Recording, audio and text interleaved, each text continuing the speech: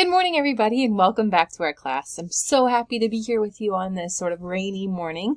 I do hope you had a wonderful, refreshing, and sunny weekend. Got to get outside, explore, breathe the fresh air, and think about the poems that we've encountered with Daedalus and Icarus, Icarus flying too close to the sun, and the terrible tragedy that ensued.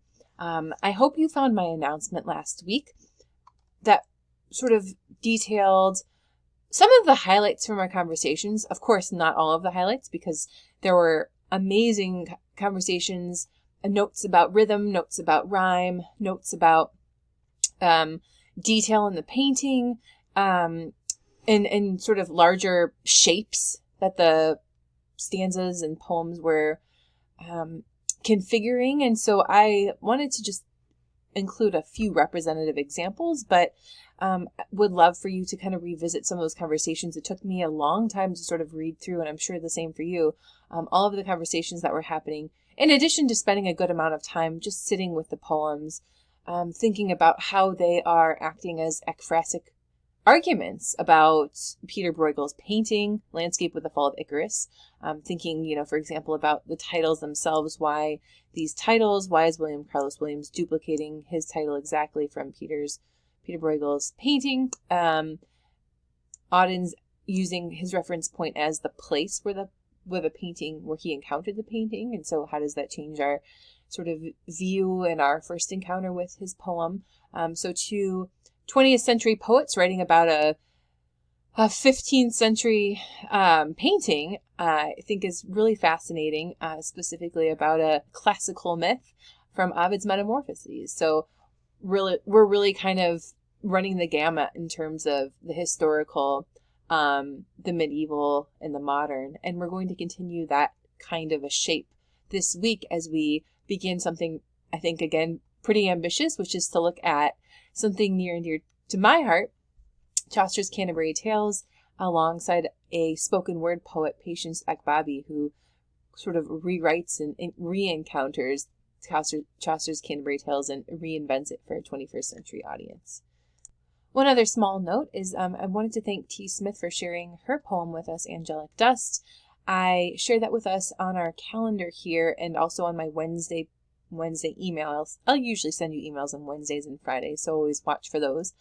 And I thought the conversation that ensued and the enthusiasm that you showed for her poem was really encouraging for those of you who would like to share your writing at whatever stage. It doesn't have to be a finished, polished poem. Please email it to me, and I'd love to share it with our class on one of these Wednesdays. I'd love to get it on the calendar. This week, I'll share Javid Cheetah's Bee Tree with you, and again, extra credit if you take some time to examine the poem, to think about it, reflect upon it, and talk about it in the ways that we're learning in this class. Last week, we're thinking specifically about rhythm and rhyme. We'll continue to think about rhythm and rhyme. They're very complex aspects of poetry, and they'll deserve more examination in the coming weeks. This week, we're going to be thinking, again, more about poems as pleasure, rhythm, and rhyme, specifically how we find ourselves in poetry. What about them is pleasurable? How do we find something about the poetry that we can take with us, that we can carry with us beyond sort of our encounter while we're reading it? What does that look like?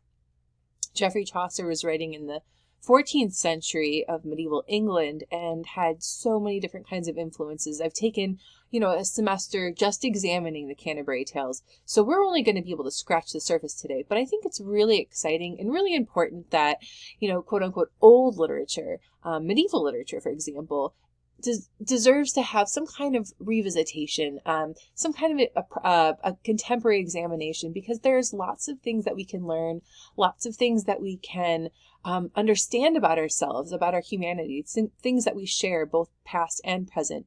And sometimes it's not always easy to see those connections. And I think it's going to be fun this week to sort of spend a little bit of time inside the mind of Geoffrey Chaucer.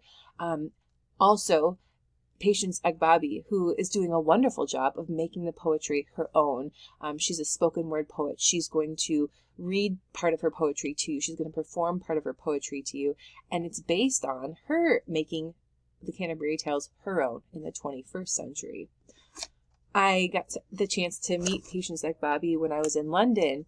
And this was in the year 2000. 20, I believe, and she performed some pieces of her book Telling Tales to us at a Chaucer conference. And she wrote to me in my copy, she said, "May this give you hours of fun." And so, I think that's really exciting. She wants us to have fun with poetry. We need to take pleasure in poetry, in addition to sort of scrutinizing and understanding the nuts and bolts of poetry, which is also very important. And part of the pleasure is to sort of situate ourselves in something, to find ourselves having a good time, understanding and making connections to other humans and seeing things anew. This week, please begin by, well, first of all, watching this video. Thank you for finding it.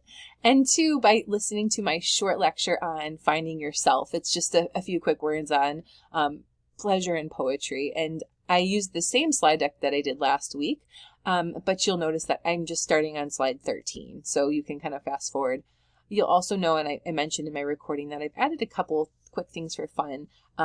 A little quiz. This is just for fun though, so this is not actually part of our class. If you click on the link, it'll take you to this website, and it asks you, like, how can you sort of map different kinds of poetry? How can you find their rhythms?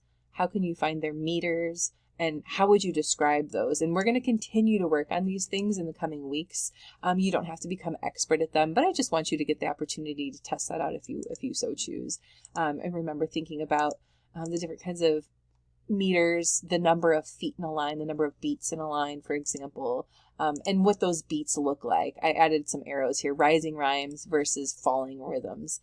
Rhythms, not rhymes. And so we might know the name of some of these, we might not. Chaucer's writing in iambic pentameter, believe it or not, something that Shakespeare also does. And that's sort of the closest, I think, to like a heartbeat's a closest rhythm to sort of our own speech. So it's da da da da da da da da da da da da da, and it's a rising rhythm. So you'll see here on page slide number 13, poems as pleasure, argument, poignancy, wisdom, and finding yourself will punctuate our exploration this week. For those of you who are interested in a little bit of historical context, I hope you have a wonderful time this week as we delve into the medieval period where Geoffrey Chaucer is writing this elaborate work detailing the adventures of many different people in society in a language called Middle English. I have for you a translation next to, a sort of interlinear translation next to the Middle English, so you can kind of see those words, hear the rhymes alongside the what we would translate them as today in modern English. But what we're going to be doing is just reading a very brief excerpt from the Canterbury Tales prologue, and then Patience Ekbabi, she's got a whole text full of interpretations and sort of an adventure of the Canterbury Tales in 21st century London. And it's really fun. She makes her own prologue, and I'm going to have you sit this next to Geoffrey Chaucer, who, very much is speaking his Canterbury Tales as something to be heard. And I think Patience Ekbabi, of course, as a spoken word poet, I'll talk more about that in the notes, is something that also should be heard. And so we're going to be doing a lot of listening this week. If you click on this link, it'll open up a document, which I've also embedded down here. The document has two things. You'll probably getting used to this format. It's a Google Doc. You can type on it, write on it, add comments to it. Canterbury Tales, written in 1387, a little brief history about Canterbury Tales, what they are, what they're doing, moving from the Tabard Inn in Southwark to the Canterbury Cathedral on pilgrimage. These people are meeting, and they're meeting in this inn, and all these different kinds of people coming together, which normally wouldn't happen. All of these different estates and different levels of social hierarchy coming together to go on this pilgrimage, and on the way they're all going to tell a tale and their own stories. And I think that's what makes it so fun. It's called like a frame tale. So there's this prologue, and then within the story there's another story, right? The story is that they're going to go on pilgrimage, and all of these stories embedded in this pilgrimage bring to life the characters that tell them, and also the stories that they're drawing from, the histories of all of these different kinds of genres that they bring to bear on this trip. So just very briefly, the Canterbury Tales was written at the end of the 14th century and tells the story of a group of 31 pilgrims who meet while traveling to the shrine of Thomas Becket in Canterbury. But to pass the time, they decide to each tell 2 tales to the assembled company on the journey there and on the journey home. The result is regarded as a masterpiece of medieval lit. The work, however, is unfinished. The poem never describes the return journey, and not all the pilgrims who appear in the poem's prologue, which we're reading for this week, end up telling a tale. The prologue describes a plowman among the company, for example, whose tale is nowhere to be found. Although the poem survives in 92 manuscripts, some only tiny fragments, others beautifully decorated works of art, no manuscript dates from Chaucer's actual lifetime. That's another interesting fact. So this has created a headache for all of us who for over a century have struggled to work out what Chaucer may have intended. Manuscripts of the Canterbury Tales often differ in the number of pilgrims' tales they contain and the ordering of the tales. The scholars continue to debate the relationship between the manuscripts. So again, we're looking at something that isn't published and edited so carefully, right? It's in pieces, it's tattered, it's torn. There are different variants. There are different spellings, different words, and all of these editions and all of the manuscripts that we have, there are manuscripts certainly missing. And so what do? We do our best with trying to put together what it may have looked like in the 14th century. And here I have a picture from one of the most beautiful copies of the Canterbury Tales called the Ellesmere manuscript. And I have a whole digitized copy for you guys to examine. You can start to see the beginning of the Canterbury Tales. One that April with the sure sota, the drocht of March hath perced to the rota.